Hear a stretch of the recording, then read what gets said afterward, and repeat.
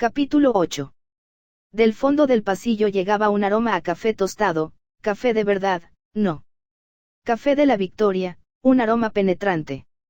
Winston se detuvo. Involuntariamente.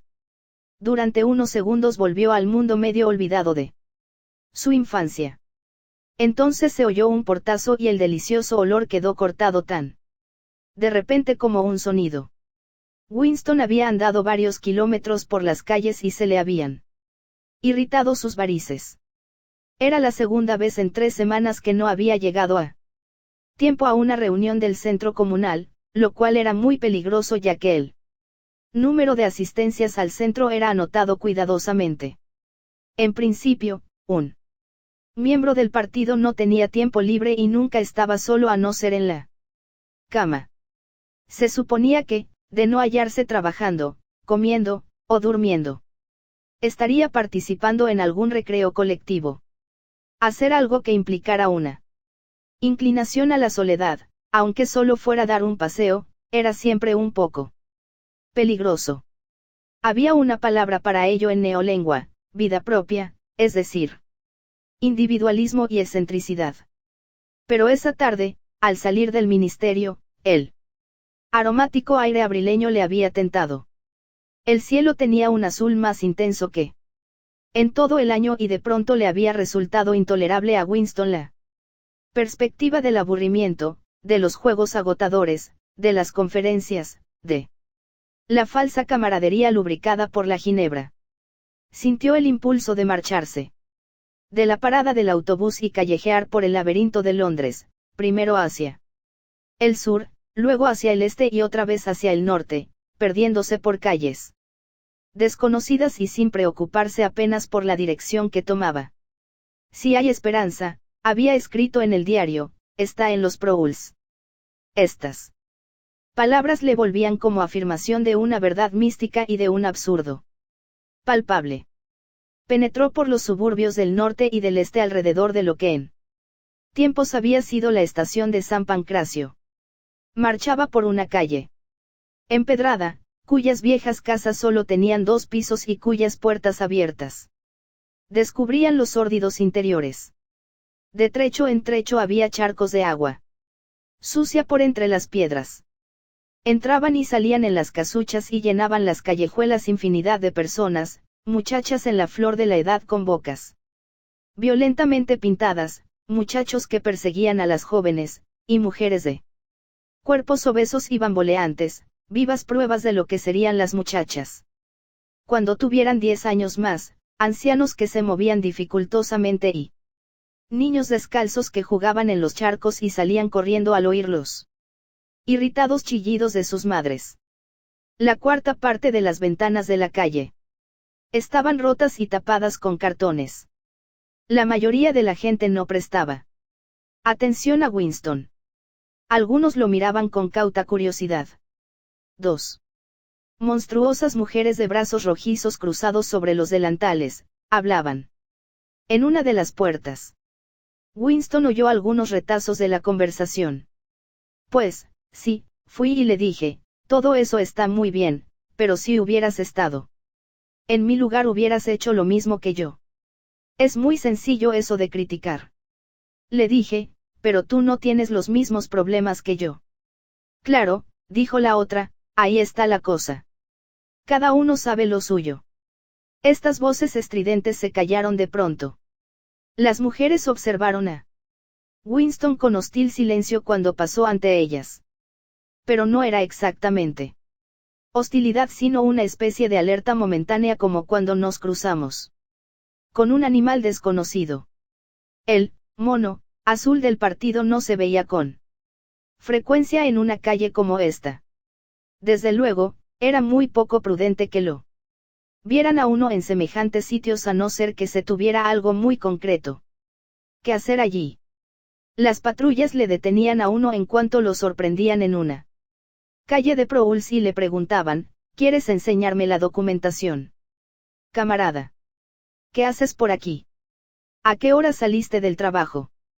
¿Tienes la costumbre de tomar este camino para ir a tu casa, y así sucesivamente? No. Es que hubiera una disposición especial prohibiendo regresar a casa por un camino insólito, más era lo suficiente para hacerse notar si la policía del pensamiento lo descubría. De pronto, toda la calle empezó a agitarse. Hubo gritos de aviso por todas partes. Hombres, mujeres y niños se metían veloces en sus casas como conejos. Una joven salió como una flecha por una puerta cerca de donde estaba Winston, cogió a un niño que jugaba en un charco, lo envolvió con él delantal y entró de nuevo en su casa, todo ello realizado con increíble rapidez. En el mismo instante, un hombre vestido de negro, que había salido de una callejuela lateral, corrió hacia Winston señalándole nervioso el cielo. El vapor. Gritó. Mire, maestro. Échese pronto en el suelo. El vapor, era el apodo que, no se sabía por qué, le habían puesto los Proulx a las bombas cohetes. Winston se tiró al suelo rápidamente. Los Proulx llevaban casi siempre razón cuando daban una alarma de esta clase. Parecían poseer una especie de instinto que les prevenía con varios segundos de anticipación de la llegada de un cohete, aunque se suponía que los cohetes volaban con más rapidez que el sonido. Winston se protegió la cabeza con los brazos. Se oyó un rugido que hizo temblar el pavimento, una lluvia de pequeños objetos le cayó sobre la espalda. Cuando se levantó, se encontró cubierto con pedazos de cristal de la ventana más próxima. Siguió andando. La bomba había destruido un grupo de casas de aquella calle 200 metros. Más arriba. En el cielo flotaba una negra nube de humo y debajo otra nube. Esta de polvo, envolvía las ruinas en torno a las cuales se agolpaba ya una multitud. Había un pequeño montón de yeso en el pavimento delante de él y en medio se podía ver una brillante raya roja. Cuando se levantó y se acercó a ver qué era, vio que se trataba de una mano humana cortada por la muñeca. Aparte del sangriento muñón, la mano era tan blanca que parecía un molde de yeso. Le dio una patada y la echó a la cloaca, y para evitar la multitud, torció por una calle lateral a la derecha. A los 3 o 4 minutos estaba fuera de la zona afectada por la bomba y la sórdida vida del suburbio se había reanudado. Como si nada hubiera ocurrido. Eran casi las 20 y los establecimientos de bebida frecuentados por los Proulx, les llamaban, con una palabra antiquísima. Tabernas, estaban llenas de clientes. De sus puertas oscilantes, que se abrían y cerraban sin cesar, salía un olor mezclado de orines, serrín y cerveza. En un ángulo formado por una casa de fachada saliente estaban reunidos 3 hombres. El de en medio tenía en la mano un periódico doblado que los otros 2 miraban por encima de sus hombros. Antes ya de acercárselo suficiente para ver la expresión de sus caras, pudo deducir Winston, por la inmovilidad de sus cuerpos, que estaban absortos. Lo que leían era seguramente algo de mucha importancia. Estaba a pocos pasos de ellos cuando de pronto se deshizo el grupo y 2 de los hombres empezaron a discutir violentamente. Parecía que estaban a punto de pegarse. No puedes escuchar lo que te digo. Te aseguro que ningún número terminado en 7 ha ganado en estos 14 meses. Te digo que sí. No, no ha salido ninguno terminado en 7. En casa los tengo apuntados todos en un papel desde hace 2 años. Nunca dejo de copiar el número. Y te digo que ningún número ha terminado en 7. Sí, un 7 ganó. Además, sé que terminaba en 4, 0, 7. Fue en febrero. En la segunda semana de febrero. Ni en febrero ni nada. Te digo que lo tengo apuntado. Bueno, a ver si lo dejáis, dijo el tercer hombre. Estaban hablando de la lotería. Winston volvió la cabeza cuando ya estaba a 30 metros de distancia. Todavía seguían discutiendo apasionadamente. La lotería, que pagaba cada semana enormes premios, Era el único acontecimiento público al que los Prouls concedían una seria atención. Probablemente, había millones de Prouls para quienes la lotería era la principal razón de su existencia. Era toda su delicia, su locura, su estimulante intelectual. En todo lo referente a la lotería, hasta la gente que apenas sabía leer y escribir parecía capaz de intrincados cálculos matemáticos y de asombrosas proezas memorísticas. Toda una tribu de Prouls se ganaba la vida vendiendo predicciones, amuletos, sistemas para dominar el azar y otras cosas que servían a los maniáticos. Winston nada tenía que ver con la organización de la lotería, dependiente del Ministerio de la Abundancia.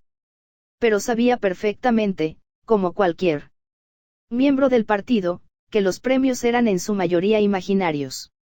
Solo se pagaban pequeñas sumas y los ganadores de los grandes premios eran personas inexistentes.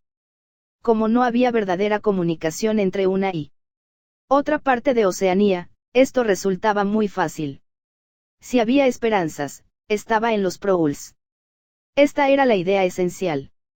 Decirlo sonaba a cosa razonable, pero al mirar a aquellos pobres seres humanos, se convertía en un acto de fe. La calle por la que descendía Winston, le despertó la sensación de que ya antes había estado por allí y que no hacía mucho tiempo fue una calle importante. Al final de ella había una escalinata por donde se bajaba a otra calle en la que estaba un mercadillo de legumbres.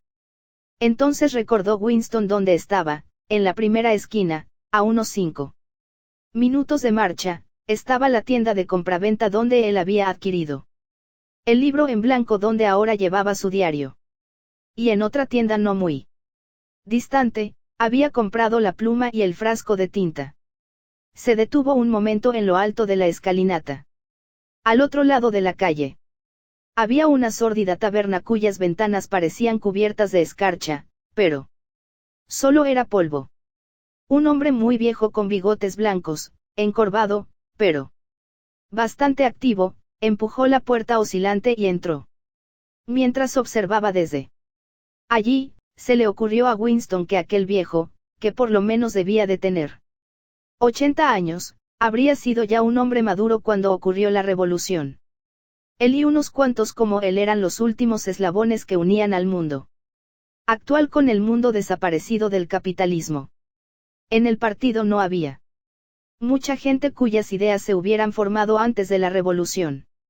La generación más vieja había sido barrida casi por completo en las grandes purgas de los años 50 y 60 y los pocos que sobrevivieron vivían aterrorizados y en una entrega intelectual absoluta.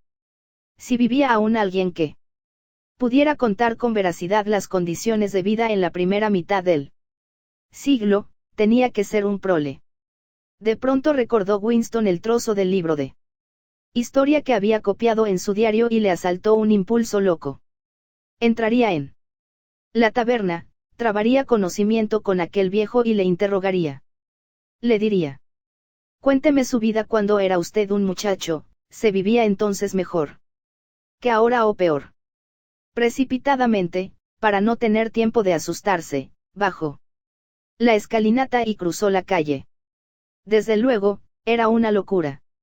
Como de costumbre, no había ninguna prohibición concreta de hablar con los Prouls y frecuentar sus tabernas, pero no podía pasar inadvertido ya que era rarísimo que alguien lo hiciera. Si aparecía alguna patrulla, Winston podría decir que se había sentido mal, pero no lo iban a creer. Empujó la puerta y le dio en la cara un repugnante olor a queso y a cerveza agria. Al entrar él, las voces casi se apagaron. Todos los presentes le miraban su mono azul. Unos individuos que jugaban al blanco con unos dardos se interrumpieron durante medio minuto.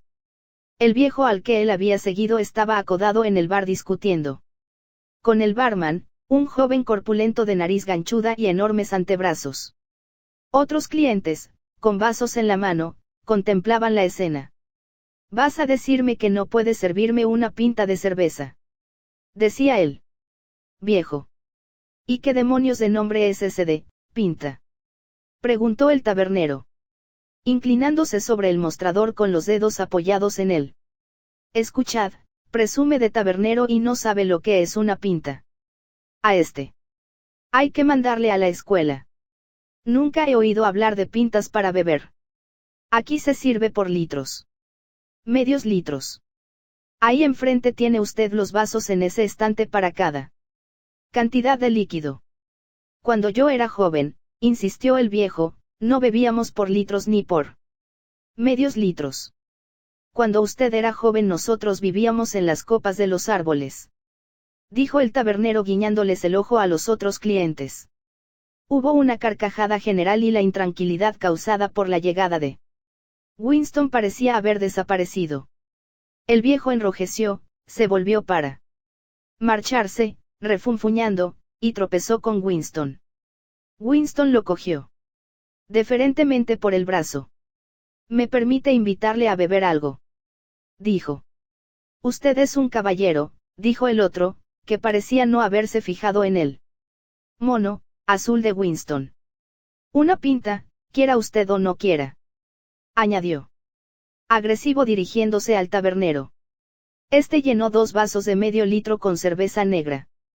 La cerveza era la única bebida que se podía conseguir en los establecimientos de bebidas de los Proles. Estos no estaban autorizados a beber cerveza aunque en la práctica se la proporcionaban con mucha facilidad. El tiro al blanco con dardos estaba otra vez en plena actividad y los hombres que bebían en el mostrador discutían sobre billetes de lotería. Todos olvidaron durante unos momentos la presencia de Winston. Había una mesa debajo de una ventana donde el viejo y él podrían hablar sin miedo a ser oídos. Era terriblemente peligroso, pero no había telepantalla en la habitación. De esto se había asegurado Winston en cuanto entró. Debe usted de haber visto grandes cambios desde que era usted un muchacho, empezó a explorar Winston. La pálida mirada azul del viejo recorrió el local como si fuera allí donde los cambios habían ocurrido. La cerveza era mejor, dijo por último, y más barata. Cuando yo era un jovencito, la cerveza costaba 4 peniques los 3/4. Eso era antes de la guerra, naturalmente. ¿Qué guerra era esa?, preguntó Winston. Siempre hay alguna guerra, dijo el anciano con vaguedad. Levantó el vaso y brindó, a su salud, caballero. En su delgada garganta la nuez puntiaguda hizo un movimiento de sorprendente rapidez arriba y abajo y la cerveza desapareció. Winston se acercó al mostrador y volvió con otros 2 medios litros. Usted es mucho mayor que yo, dijo Winston. Cuando yo nací sería usted ya un hombre hecho y derecho. Usted puede recordar lo que pasaba en los tiempos anteriores a la revolución, en cambio, la gente de mi edad no sabe nada de esa época. Solo podemos leerlo en los libros, y lo que dicen los libros puede no ser verdad. Me gustaría saber su opinión sobre esto. Los libros de historia dicen que la vida anterior a la revolución era por completo distinta de la de ahora. Había una opresión terrible, injusticias, pobreza, en fin, que no puede uno imaginar siquiera lo malo que era aquello. Aquí, en Londres, la gran masa de gente no tenía que comer desde que nacían hasta que morían.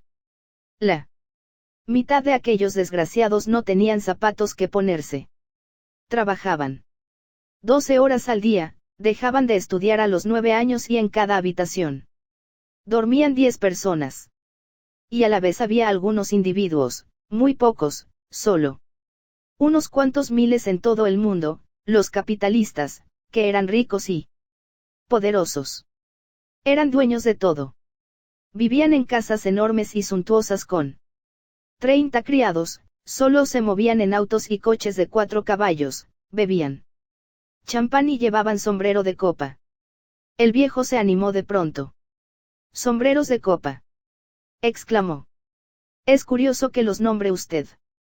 Ayer mismo pensé en ellos, no sé por qué. Me acordé de cuánto tiempo hace Que no se ve un sombrero de copa. Han desaparecido por completo. La última vez que llevé uno fue en el entierro de mi cuñada. Y aquello fue, pues por lo menos hace 50 años, aunque la fecha exacta no puedo saberla. Claro, ya comprenderá usted que lo alquilé para aquella ocasión. Lo de los sombreros de copa no tiene gran importancia, dijo Winston. Con paciencia. Pero estos capitalistas, ellos, unos cuantos abogados y sacerdotes y los demás auxiliares que vivían de ellos, eran los dueños de la tierra. Todo lo que existía era para ellos.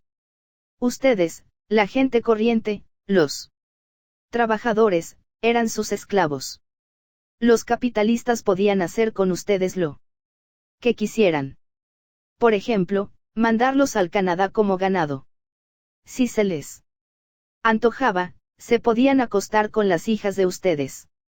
Y cuando se enfadaban, los azotaban a ustedes con un látigo llamado el gato de 9 colas. Si se encontraban ustedes a un capitalista por la calle, tenían que quitarse la gorra. Cada capitalista salía acompañado por una pandilla de lacayos que... Lacayos. Ahí tiene usted una palabra que no he oído desde hace muchísimos años. Lacayos. Eso me recuerda muchas cosas pasadas.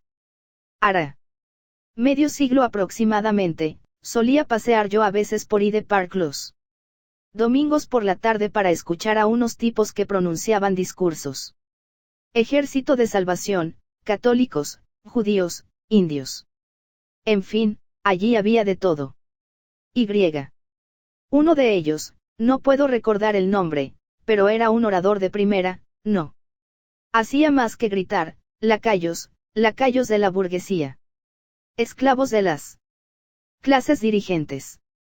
Y también le gustaba mucho llamarlos parásitos y a los otros les llamaba hienas. Sí, una palabra algo así como hiena. Claro que sé. Refería al Partido Laborista, ya se hará usted cargo. Winston tenía la sensación de que cada uno de ellos estaba hablando por su cuenta. Debía orientar un poco la conversación. Lo que yo quiero saber es si le parece a usted que hoy día tenemos más libertad que en la época de usted. Le tratan a usted más como un ser humano. En el pasado, los ricos, los que estaban en lo alto. La Cámara de los Lores, evocó el viejo. Bueno, la Cámara de los Lores. Le pregunto a usted si esa gente le trataba como a un inferior por el simple hecho de que ellos eran ricos y usted pobre.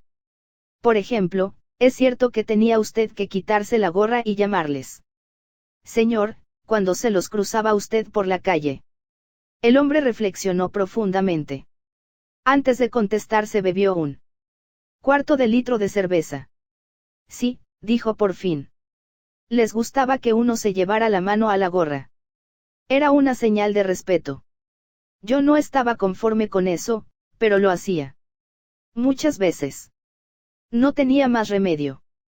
Y era habitual, tenga usted en cuenta que estoy repitiendo lo que he leído en nuestros libros de texto para las escuelas, era habitual en aquella gente, en los capitalistas, empujarles a ustedes de la acera para tener libre el paso. Uno me empujó una vez, dijo el anciano. Lo recuerdo como si fuera ayer. Era un día de regatas nocturnas y en esas noches había mucha gente grosera, y me tropecé con un tipo joven y jactancioso en la avenida Shaftesbury. Era un caballero, iba vestido de etiqueta y con sombrero de copa. Venía haciendo zigzags por la acera y tropezó conmigo. Me dijo, ¿por qué no? Mira usted por dónde va. Yo le dije, a ver si se ha creído usted que ha comprado la acera. Y va y me contesta, le voy a dar a usted para el pelo si se descara así conmigo. Entonces yo le solté, usted está borracho y, sí quiero, acabo con usted en medio minuto. Sí señor, eso le dije y no sé si me creerá usted, pero fue y me dio un empujón que casi me manda debajo de las ruedas de un autobús. Pero yo por entonces era joven y me dispuse a darle su merecido, sin embargo. Winston perdía la esperanza de que el viejo le dijera algo interesante. La memoria de aquel hombre no era más que un montón de detalles. Aunque se pasara el día interrogándole, nada sacaría en claro. Según sus declaraciones, los libros de historia publicados por el partido podían seguir siendo verdad. Después de todo, podían ser incluso completamente verídicos. Hizo un último intento. Quizás no me he explicado bien. Lo que trato de decir es esto: usted ha vivido mucho tiempo, la mitad de su vida ha transcurrido antes de la Revolución. En 1925, por ejemplo, era usted ya un hombre. ¿Podría usted decir, por lo que recuerda de entonces, que la vida era en 1925 mejor que ahora o peor? Si tuviera usted que escoger, ¿preferiría usted vivir entonces o ahora? El anciano contempló meditabundo a los que tiraban al blanco. Terminó su cerveza con más lentitud que la vez anterior y por último habló con un tono filosófico y tolerante como si la cerveza lo hubiera dulcificado. Ya sé lo que espera usted que le diga. Usted querría que le dijera que prefiero volver a ser joven. Muchos lo dicen porque en la juventud se tiene salud y fuerza. En cambio, a mis años nunca se está bien del todo. Tengo muchos achaques. He de levantarme 6 y 7 veces por la noche cuando me da el dolor. Por otra parte, esto de ser viejo tiene muchas ventajas. Por ejemplo, las mujeres no le preocupan a uno y eso es una gran ventaja. Yo hace 30 años que no he estado con una mujer, no sé si me creerá usted. Pero lo más grande es que no he tenido ganas. Winston se apoyó en el alféizar de la ventana. Era inútil proseguir. Iba a pedir más cerveza cuando el viejo se levantó de pronto y se dirigió renqueando hacia el urinario apestoso que estaba al fondo del local. Winston siguió unos minutos sentado contemplando su vaso vacío y, casi sin darse cuenta, se encontró otra vez en la calle. Dentro de 20 años, a lo más, pensó, la inmensa y sencilla pregunta, ¿era la vida antes de la revolución mejor que ahora? Dejaría de tener sentido por completo. Pero ya ahora era imposible contestarla, puesto que los escasos supervivientes del mundo antiguo eran incapaces de comparar una época con otra. Recordaban 1.000.000 de cosas insignificantes, una pelea con un compañero de trabajo, la búsqueda de una bomba de bicicleta que habían perdido, la expresión habitual de una hermana fallecida hacía muchos años, los torbellinos de polvo que se formaron en una mañana tormentosa hace 70 años, pero todos los hechos trascendentales quedaban fuera del radio de su atención. Eran como las hormigas, que pueden ver los objetos pequeños, pero no los grandes. Y cuando la memoria fallaba y los testimonios escritos eran falsificados, las pretensiones del partido de haber mejorado las condiciones de la vida humana tenían que ser aceptadas. Necesariamente porque no existía ni volvería nunca a existir un nivel de vida con el cual pudieran ser comparadas. En aquel momento el fluir de sus pensamientos se interrumpió de repente. Se detuvo y levantó la vista. Se hallaba en una calle estrecha con unas cuantas tiendecitas oscuras salpicadas entre casas de vecinos. Exactamente encima de su cabeza pendían unas bolas de metal descoloridas que habían sido doradas. Conocía este sitio. Era la tienda donde había comprado el diario. Sintió miedo. Ya había sido bastante arriesgado comprar el libro y se había jurado a sí mismo no aparecer nunca más por allí. Sin embargo, en cuanto permitió a sus pensamientos que corrieran en libertad, le habían traído sus pies a aquel mismo sitio. Precisamente, había iniciado su diario para librarse de impulsos suicidas como aquel. Al mismo tiempo, notó que aunque eran las 21, seguía abierta la tienda. Creyendo que sería más prudente estar oculto dentro de la tienda que a la vista de todos en medio de la calle, entró. Si le Preguntaban, podía decir que andaba buscando hojas de afeitar. El dueño acababa de encender una lámpara de aceite que echaba un olor molesto, pero tranquilizador. Era un hombre de unos 60 años, de aspecto frágil, y un poco encorvado, con una nariz larga y simpática y ojos de suave mirar a pesar de las gafas de gruesos cristales. Su cabello era casi blanco, pero las cejas, muy pobladas, se conservaban negras. Sus gafas, sus movimientos acompasados y el hecho de que llevaba una vieja chaqueta de terciopelo negro le daban un cierto aire intelectual, como si hubiera sido un hombre de letras o quizás un músico. De voz suave, algo apagada, tenía un acento menos marcado que la mayoría de los Prowls. «Le reconocí a usted cuando estaba ahí fuera parado», dijo. «Inmediatamente. Usted es el caballero que me compró aquel álbum para regalárselo, seguramente, a alguna señorita. Era de muy buen papel. Papel crema, solían llamarle. Por lo menos hace 50 años que no se ha vuelto a fabricar un papel como ese», miró a Winston por encima de sus gafas. «¿Puedo servirle en algo especial? ¿O solo quería usted echar un vistazo?» «Pasaba por aquí», dijo Winston vagamente. «He entrado a mirar estas cosas.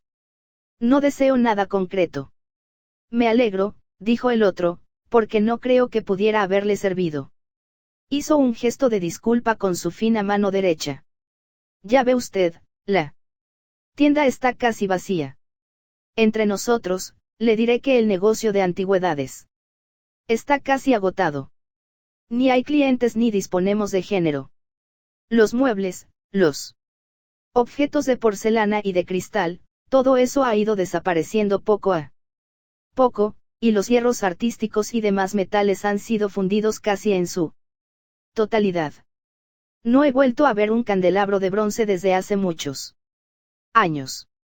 En efecto, el interior de la pequeña tienda estaba atestado de objetos, pero casi ninguno de ellos tenía el más pequeño valor. Había muchos cuadros que cubrían por completo las paredes. En el escaparate se exhibían portaplumas rotos, cinceles melatous, relojes mohosos que no pretendían funcionar y otras baratijas. Solo en una mesita de un rincón había algunas cosas de interés. Cajitas de rapé, broches de ágata, etc. Al acercarse Winston a esta mesa le sorprendió un objeto redondo y brillante que cogió para examinarlo. Era un trozo de cristal en forma de hemisferio. Tenía una suavidad muy especial, tanto por su color como por la calidad del cristal.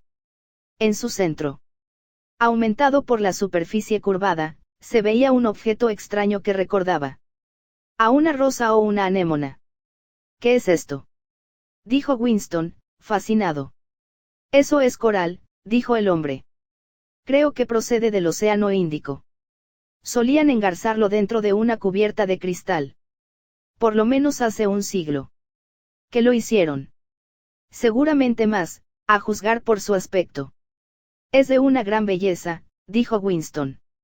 «De una gran belleza, sí, señor», repitió el otro con tono de entendido. «Pero hoy día no hay muchas personas que lo sepan reconocer», carraspeó. «Si usted quisiera comprarlo, le costaría $4.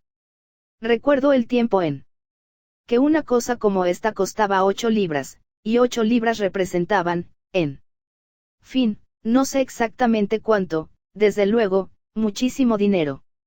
Pero ¿quién se preocupa hoy por las antigüedades auténticas, por las pocas que han quedado?» Winston pagó inmediatamente los $4 y se guardó el codiciado objeto en el bolsillo. Lo que le atraía de él no era tanto su belleza como el aire que tenía de pertenecer a una época completamente distinta de la actual. Aquel cristal no se parecía a ninguno de los que él había visto. Era de una suavidad extraordinaria, con reflejos acuosos. Era el coral doblemente atractivo por su aparente inutilidad, aunque Winston pensó que en tiempos lo habían utilizado como pisapapeles.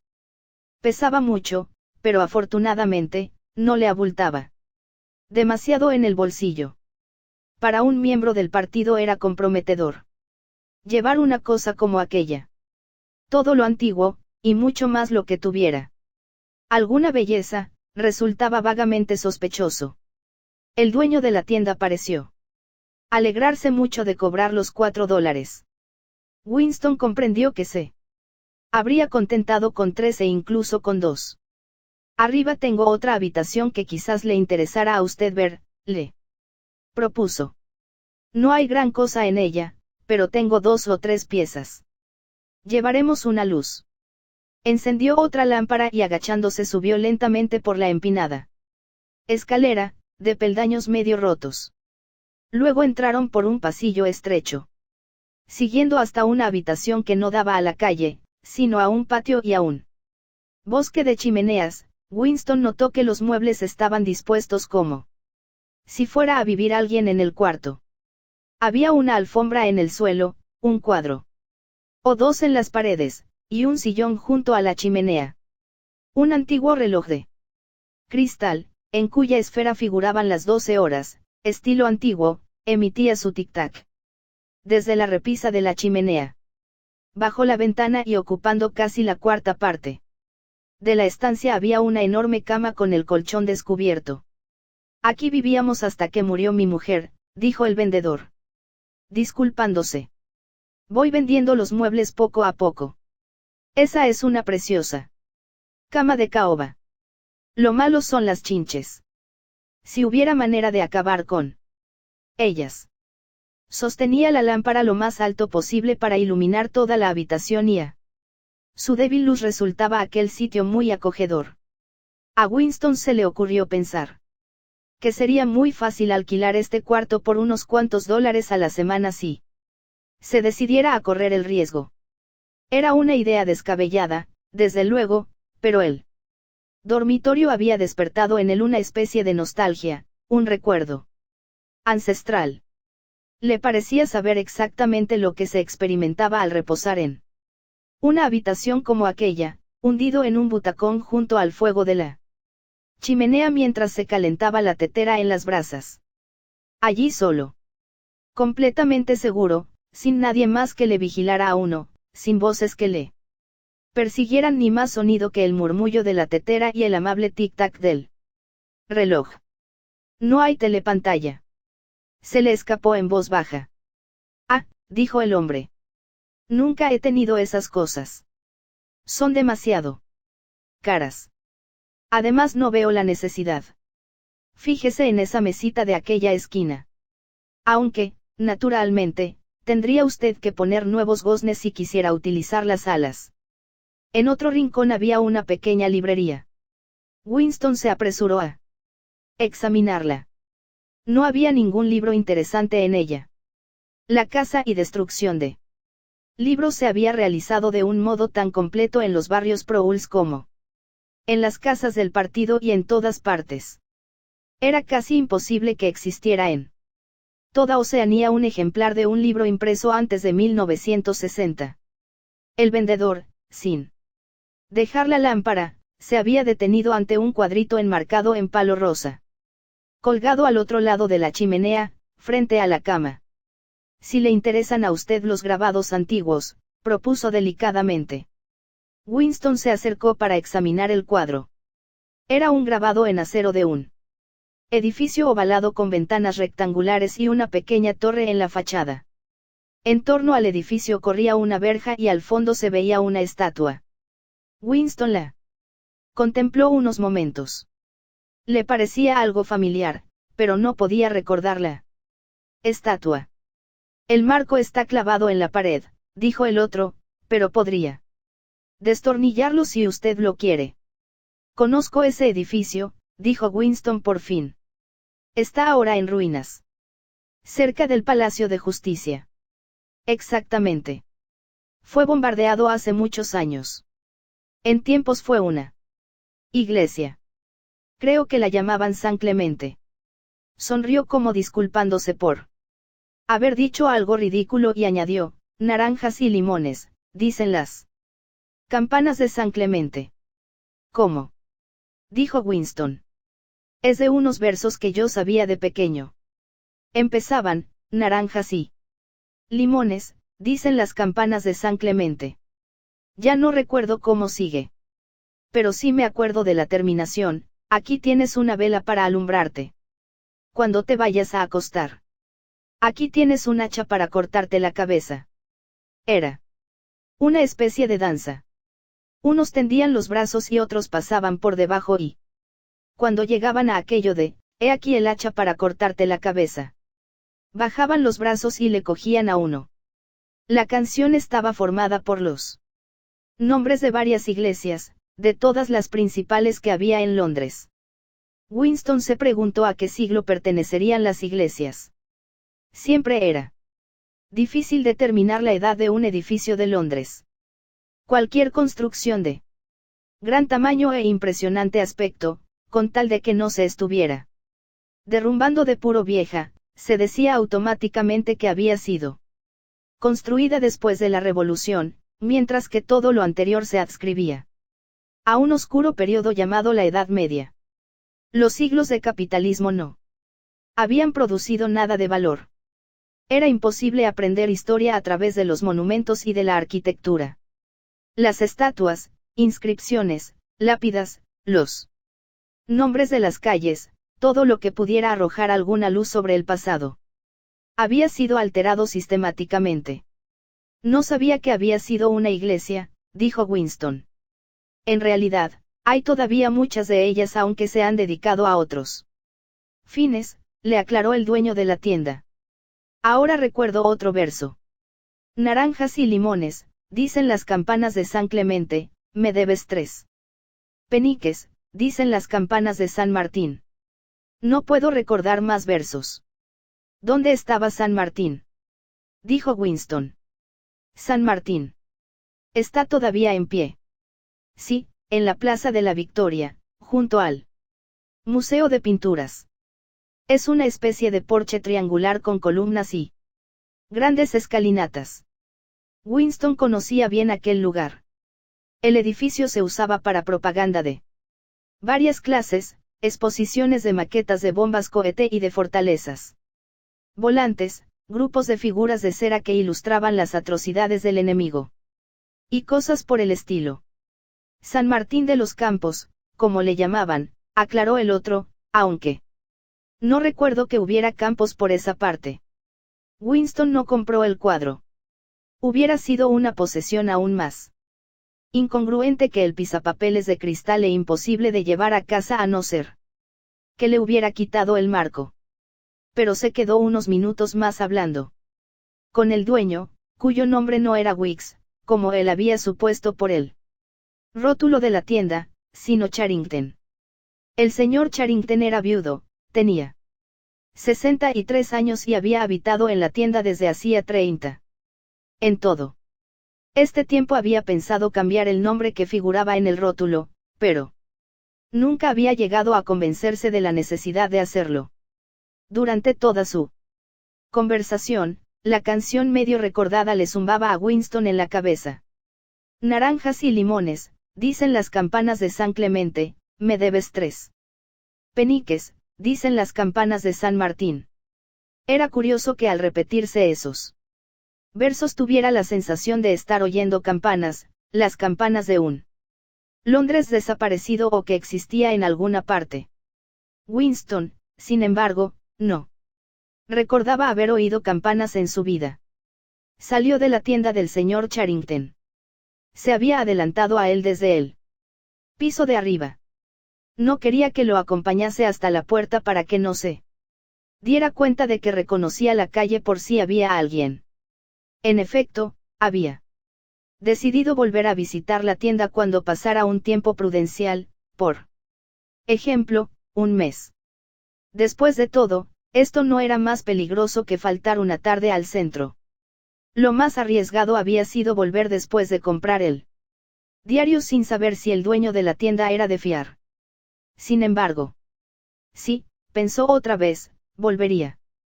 Compraría más objetos antiguos y bellos. Compraría el grabado de San Clemente y se lo llevaría a casa sin el marco, escondiéndolo debajo del mono. Le haría recordar al señor Charrington el Resto de aquel poema. Incluso el desatinado proyecto de alquilar la habitación del primer piso, le tentó de nuevo. Durante unos 5 segundos, su exaltación le hizo imprudente y salió a la calle sin asegurarse antes por el escaparate de que no pasaba nadie. Incluso empezó a tararear con música improvisada. Naranjas y limones, dicen las campanas de San Clemente. Me debes 3 peniques, dicen las. De pronto pareció helársele el corazón y derretírsele las entrañas. Una figura en mono azul avanzaba hacia él a unos 10 metros de distancia. Era la muchacha del departamento de novela, la joven del cabello negro. Anochecía, pero podía reconocerla fácilmente. Ella lo miró directamente a la cara y luego apresuró el paso y pasó junto a él como si no lo hubiera visto. Durante unos cuantos segundos, Winston quedó paralizado. Luego torció a la derecha y anduvo sin notar que iba en dirección equivocada. De todos modos, era evidente que la joven lo espiaba. Tenía que haberlo seguido hasta allí, pues no podía creerse que por pura casualidad hubiera estado paseando en la misma tarde por la misma callejuela oscura a varios kilómetros de distancia de todos los barrios habitados por los miembros del partido. Era una coincidencia demasiado grande. Que fuera una agente de la policía del pensamiento o solo una espía aficionada que actuase por oficiosidad, poco importaba. Bastaba con que estuviera vigilándolo. Probablemente, lo había visto también en la taberna. Le costaba gran trabajo andar. El pisapapeles de cristal que llevaba en el bolsillo le golpeaba el muslo a cada paso y estuvo tentado de arrojarlo muy lejos. Lo peor era que le dolía el vientre. Por unos instantes tuvo la seguridad de que se moriría si no encontraba enseguida un retrete público, pero en un barrio como aquel no había tales comodidades. Afortunadamente, se le pasaron esas angustias quedándole solo un sordo dolor. La calle no tenía salida. Winston se detuvo, preguntándose qué haría más. Hizo lo único que le era posible, volver a recorrerla hasta la salida. Solo hacía 3 minutos que la joven se había cruzado con él, y si corría, podría alcanzarla. Podría seguirla hasta algún sitio solitario y romperle allí el cráneo. Con una piedra. Le bastaría con el pisapapeles. Pero abandonó enseguida esta idea, ya que le era intolerable realizar un esfuerzo físico. No podía correr ni dar el golpe. Además, la muchacha era joven y vigorosa y se defendería bien. Se le ocurrió también acudir al centro comunal y estarse allí hasta que cerraran para tener una coartada de su empleo del tiempo durante la tarde. Pero aparte de que sería solo una coartada parcial, el proyecto era imposible de realizar. Le invadió una mortal laxitud. Solo quería llegar a casa pronto y descansar. Eran más de las 22 cuando regresó al piso. Apagarían las luces a las 23:30.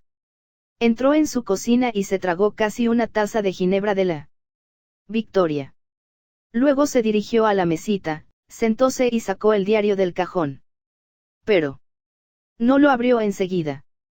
En la telepantalla una violenta voz femenina cantaba una canción patriótica a grito pelado. Observó la tapa del libro intentando inútilmente no prestar atención a la voz. Las detenciones no eran siempre de noche. Lo mejor era matarse antes de que lo cogieran a uno. Algunos lo hacían. Muchas de las llamadas desapariciones no eran más que suicidios. Pero hacía falta un valor desesperado para matarse en un mundo donde las armas de fuego y cualquier veneno rápido y seguro eran imposibles de encontrar. Pensó con asombro en la inutilidad biológica del dolor y del miedo, en la traición del cuerpo humano, que siempre se inmoviliza en el momento exacto en que es necesario realizar algún esfuerzo especial. Podía haber eliminado a la muchacha morena solo con haber actuado rápida y eficazmente, pero precisamente por lo extremo del peligro en que se hallaba había perdido la facultad de actuar. Le sorprendió que en los momentos de crisis no estemos luchando nunca contra un enemigo externo, sino siempre contra nuestro propio cuerpo. Incluso ahora, a pesar de la ginebra, la sorda molestia de su vientre le impedía pensar ordenadamente. Y. Lo mismo ocurre en todas las situaciones aparentemente heroicas o trágicas. En el campo de batalla, en la cámara de las torturas, en un barco que naufraga, se olvida siempre por qué se debate uno, ya que el cuerpo acaba llenando el universo, e incluso cuando no estamos paralizados por el miedo o chillando de dolor, la vida es una lucha de cada momento contra el hambre, el frío o el insomnio, contra un estómago dolorido o un dolor de muelas. Abrió el diario. Era importante escribir algo. La mujer de la telepantalla había empezado una nueva canción. Su voz se le clavaba a Winston en el cerebro como pedacitos de vidrio. Procuró pensar en O'Brien, a quien dirigía su diario, pero en vez de ello, empezó a pensar en las cosas que le sucederían cuando lo detuviera la policía del pensamiento.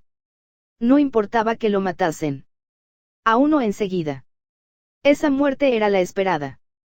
Pero antes de morir, nadie hablaba de estas cosas, aunque nadie las ignoraba. Había que pasar por la rutina de la confesión, arrastrarse por el suelo, gritar pidiendo misericordia, el chasquido de los huesos rotos, los dientes partidos y los mechones ensangrentados de pelo. ¿Para qué sufrir todo esto si el fin era el mismo? ¿Por qué no ahorrarse todo esto? Nadie escapaba a la vigilancia ni dejaba de confesar. El culpable de Crimental estaba completamente seguro de que lo matarían antes o después. ¿Para qué, pues, todo ese horror que nada alteraba? Por fin, consiguió evocar la imagen de O'Brien. Nos encontraremos en el sitio donde no hay oscuridad, le había dicho O'Brien en el sueño. Winston sabía lo que esto significaba, o se figuraba saberlo. El lugar donde no hay oscuridad era el futuro imaginado, que nunca se vería, pero, por adivinación, podría uno participar en él místicamente. Con la voz de la telepantalla zumbándole en los oídos, no podía pensar con hilación. Se puso un cigarrillo en la boca. La mitad del tabaco se le cayó en la lengua, un polvillo amargo que luego no se podía escupir. El rostro del gran hermano flotaba en su mente, desplazando al de O'Brien. Lo mismo que había hecho unos días antes, se sacó una moneda del bolsillo y la contempló. El rostro le miraba pesado, tranquilo, protector. Pero, ¿qué clase de sonrisa se escondía bajo el oscuro bigote? Las palabras de las consignas martilleaban el cerebro de Winston. La guerra es la paz. La libertad es la esclavitud. La ignorancia es la fuerza. Asterisco.